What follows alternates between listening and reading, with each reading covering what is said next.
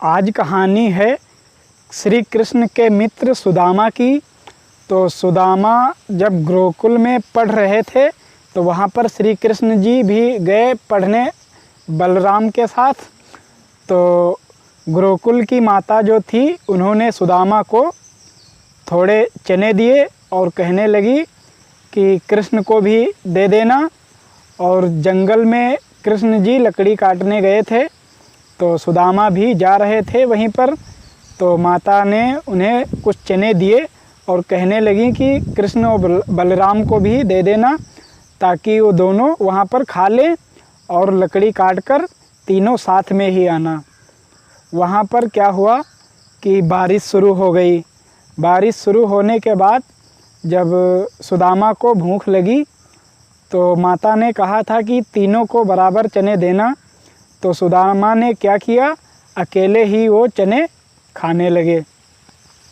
तो श्री कृष्ण ने कहा कि माताजी ने कुछ दिया नहीं था।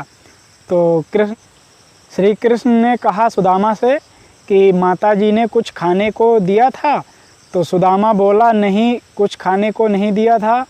और सुदामा चोरी से वो चने खा रहा था तो उसके दांत कटकटा रहे थे। तो कृष्ण ने कहा कि आपके दांत क्यों कटकटा रहे हैं। तो सुदामा ने कहा कि ठंड की वजह से मेरे दांत कटकटा रहे हैं। और सुदामा ने श्री कृष्ण से चोरी की और चोरी छुपे वो चने खा गए, इसलिए सुदामा गरीब ही रहे। तो उसके बाद जब गुरुकुल की पढ़ाई ख़त्म हुई, श्री कृष्ण अपने मथुरा चले आए वापस। और जो सुदामा था वो अपने घर वापस चला गया। उसके बाद सुदामा की पूरी ज़िंदगी दरिद्रता में ही गुजर गई और श्री कृष्ण यहाँ पर राजा बन गए। उसके बाद जब सुदामा ने अपने मित्र से मिलने गए, श्री कृष्ण से मिलने के लिए द्वारिका आ रहे थे तो उनके पास उनको देने के लिए कुछ नहीं था। तो सुदामा की पत्नी ने उन्हें थोड़े चावल मांग कर उन्हें दिए और कहने लगे श्री कृष्ण को दे देना। जब द्वारिका आए सुदामा तो द्वारपालों से कहा कि मैं श्री कृष्ण का मित्र हूँ और मुझे मिलने के लिए अंदर जाने दें। तो द्वारपालों ने उन्हें रोका और कहने लगे आप तो किसी तरह से मित्र लग नहीं रहे। बातचीत काफ़ी हुई।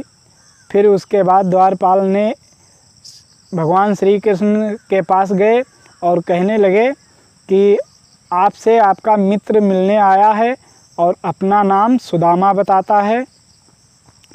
तो श्री कृष्ण नंगे पांव ही दौड़ गए सुदामा से मिलने। तो उन्होंने जब सुदामा को अपने घर लाया, उसके बाद सुदामा से कहा कुछ खाने को लाए हो। तो उन्होंने जो थोड़े चावल थे वो लेकर आए थे। तो भगवान श्री कृष्ण ने 2 मुट्ठियों में वो सारे चावल खा गए। तीसरी मुट्ठी जब खाने चले तो श्री कृष्ण जब तीसरी मुट्ठी खाने चले तो द्रौपदी ने उनका हाथ पकड़ लिया और कहने लगे बस।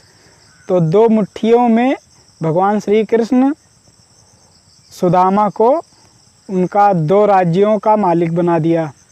नमस्कार दोस्तों, स्वागत है हमारे एक और न्यू ब्लॉग में।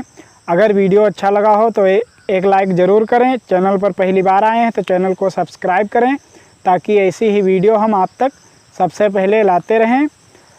ये थी सुदामा की कहानी। तो अगर सुदामा की कहानी अच्छी लगी हो तो एक लाइक करें। चैनल पर आए हैं तो चैनल को सब्सक्राइब करें ताकि ऐसी ही कहानी हम आप तक लाते रहेंगे।